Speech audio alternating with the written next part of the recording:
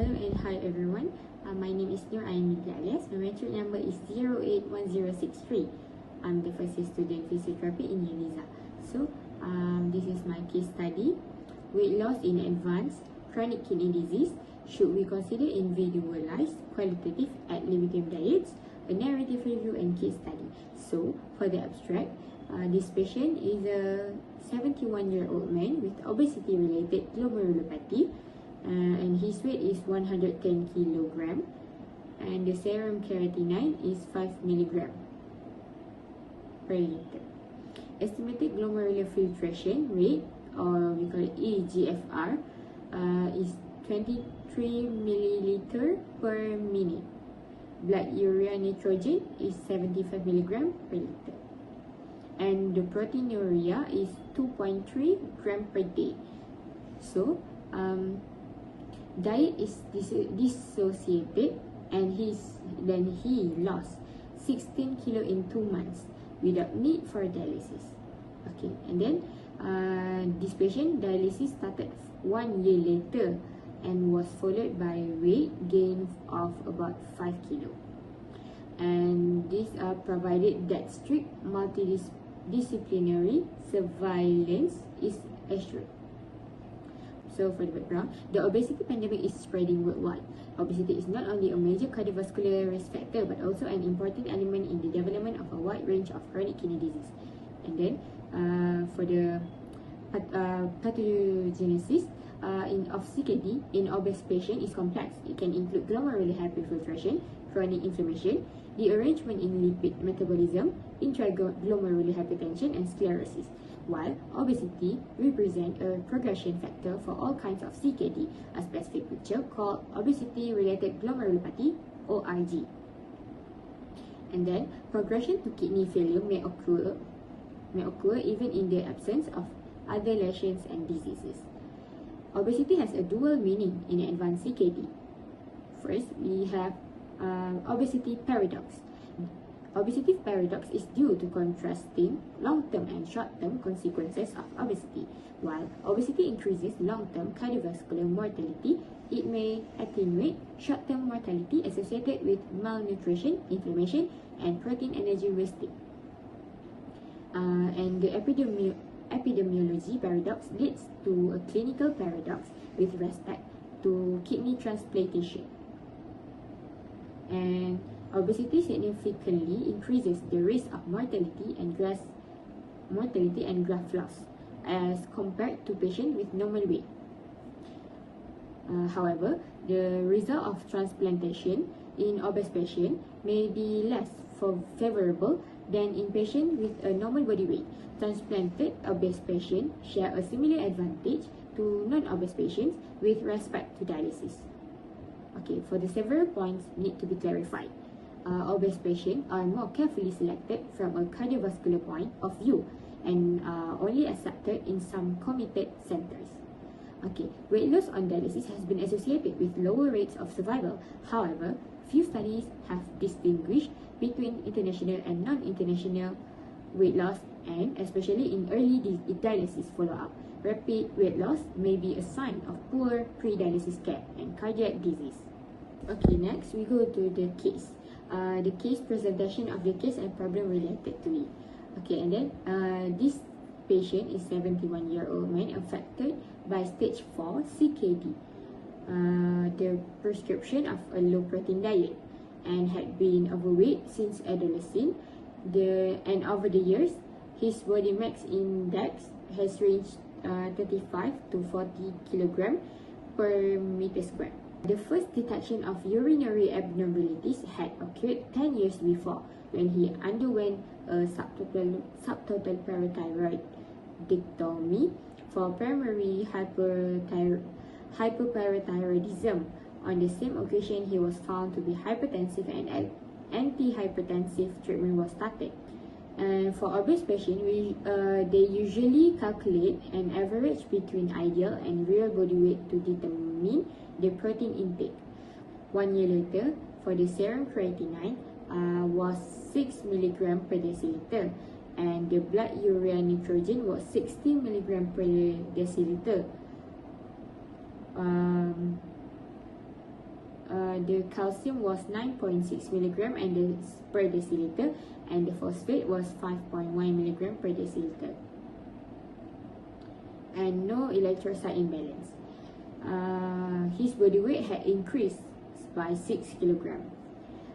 The patient had originally opted for hemodialysis, and an arteriovenous fistula was planned since he found dialysis severely intrusive in his everyday life. Okay, next we go to the several options they explored. The patient reported that he had followed a classic low-calorie diet several times. He had lost weight only for short periods and rapidly regained it. He was against a surgical approach in part on account of the lack of local referral group with specific experience with pre-dialysis and dialysis patients. And this included a cardiology assessment, both to secure the diet phase to control for the absence of a major contraindications for transplantation. There's no signs of severe cardiac disease was found, while echocardiography demonstrated left ventricular hypertrophy, ejection fraction EF 58%, slight arterial enlargement, and increased myocardial mass. Okay, we go to the case specifically to the diet. The diet is divided into two phases: rapid weight loss and slower weight loss and maintenance. In the first phase, the food are selected by the nutritional coach on the basis of their glycemic index, biochemical properties, and on the effect they have on increasing or decreasing the patient's weight. In this first phase, the diet is dissociated and only one or two foods is unrestricted quantities are allowed at each meal. In the maintenance phase, foods are combined together, eventually making an overall Mediterranean menu. Mean intake, carbohydrate 30 to 50%, for the protein 20%, corresponding to about 0.8 to 1 gram per kilogram per day. And for the lipids is 30 to 50%. For both phases, the diet is alcohol-free and the patient is not allowed to add sugar or in general salt. After discontinuation of the low-protein diet and the start of the weight reduction program, there was a sharp decrease in patient residual renal function, probably linked to the restricted sodium intake and relative dehydration. Dialysis was not needed due to his overall well-being, good blood pressure control, preserved albumin and hemoglobin levels, and electrolyte balance, and in spite of the increase in proteinuria, probably linked to the discontinuation of protein restriction. In the first maintenance phase, the further 4 kg were lost in 5 months, followed by moderate weight gain and the stabilization at 14 kg less than his pre-diet weight. This made it possible for him to be waitlisted for kidney transplantation in the first center before starting dialysis. A maintenance vegetable-based menu was then tailored to the patient so that the dialysis could be delayed as long as possible. Dialysis was started 1 year later when kidney function further deteriorated. And then, after the dialysis phase, in which he regained about 5 kg in 4 to 6 months, he started the maintenance diet again to reach the weight required by the second transplant center. And in the last phases of follow-up, adipose tissue mass increased slightly while lean tissue mass decreased. This was probably due to several factors, including the age-related muscle atrophy. The patient bearing at that time is 74 years old. Decrease in physical activity after the start of dialysis and the treatment's catabolic effect in spite of good dialysis efficiency. And for the discussion, the paradox of longer survival of obese patients in dialysis, the paradigm of reverse epidemiology underlines the importance of maintaining good nutritional status while on dialysis. Hence, many authors hold the weight loss on dialysis is dangerous, failing to consider the fact that most of the large studies have been done do not distinguish between intentional and unintentional weight loss in dialysis patients. This balance would shift in policies on transplantation for obese patients were more liberal. At present, losing weight is often the only way for an obese patient to get waitlisted for this treatment. Conversely, losing weight in pre-dialysis phase is sometimes reported to slow progress of kidney disease. Furthermore, which the dietary approach is most successful in allowing pre-dialysis and dialysis patients to lose weight has not been established. So, in this patient, it was almost impossible to disentangle the effect on kidney function and proteinuria caused by discontinuation of his vegetable-based, supplemented low-protein diet and thus due to weight loss. For this hypothesis, that the increase in proteinuria was related to the discontinuation of his supplemented vegetable-based diet, which we believe lead to a reduction in proteinuria. Conversely, we thought that the rapid decrease in the kidney function was mainly due to sodium restriction and relative hypotension. In keeping with interpretation, kidney function later stabilized and the patient was able to remain dialysis-free for over a year. In this, they suggest that in selected patients, the two approaches can be combined without producing short-term detrimental effect. However, we cannot exclude that the moderate reduction in lean body mass observed in our patients at the end and follow-up that they considered as probably due to the hypercatabolic effect of dialysis was at least partly due to vegetable-based supplemented diet he had followed in the weight control maintaining phase before starting the dialysis.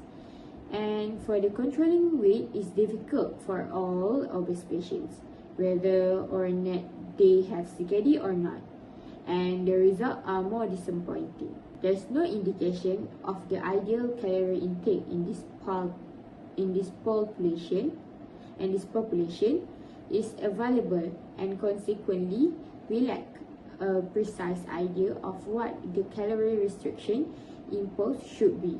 While calorie restriction of whatever entity is often beneficial for CKD patients, the fact that they are doing a little physical activity and they need to conciliate a lowered calorie intake with other restrictions, which in advanced CKD and dialysis include limiting potassium and phosphate, obviously makes designing an adequate diet more complicated. As the clinicians working with obese CKD patients became aware of the shortcomings involved in classic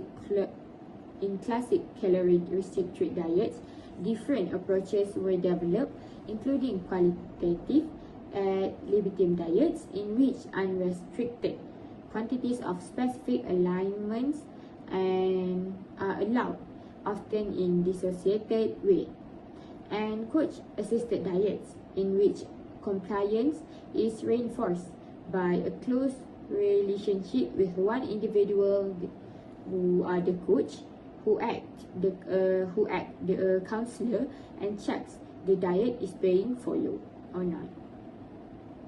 Okay, the patient discussed here was successfully treated using a coach-assisted ad libitum and quantitative diet following a previous positive experience with a small group of dialysis patients, in which this non-conventional approach was used mainly so that they could be waitlisted for kidney transplantation.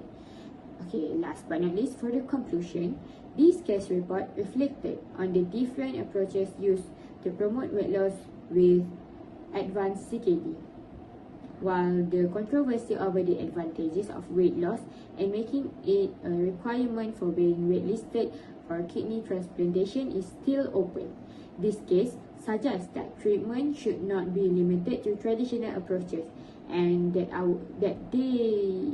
their patient can benefit from the same option available to non-CKD individuals, provided that strict multidisciplinary surveillance is available. And I think that's all from me. Thank you.